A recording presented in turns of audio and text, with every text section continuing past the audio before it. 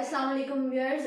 मुफलिसी के मौजू पे अगर तकरीर करनी हो या आपको ये मवाद जो है वो अपनी कंपेयरिंग में चाहिए तो उसके लिए बहुत ही खूबसूरत 3 अशार हैं जो कि तकरीबन 2011 से जो है वो हम इस नज़्म को लिखते आए, लेकिन ये हमसे मिस हो चुकी है। अगर किसी को पूरी मिले तो आप लोग शेयर कीजिएगा। उसके 3 अशार मेरे पास हैं। शहर का हाकिम इस रास्ते से कब गुजरेगा सोच रहा है। शहर का हाकिम इस रास्ते से कब गुजरेगा सोच रहा है।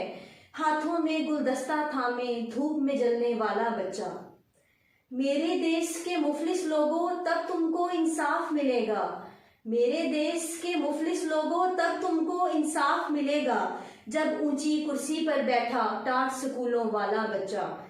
आतिशदान के सामने बैठा गजनी कब से सोच रहा है। आतिशदान के सामने बैठा गजनी कब से सोच रहा है। किसका है इतनी सर्दी में अंडे बेचने वाला बच्चा। अल्लाह हाफिज़।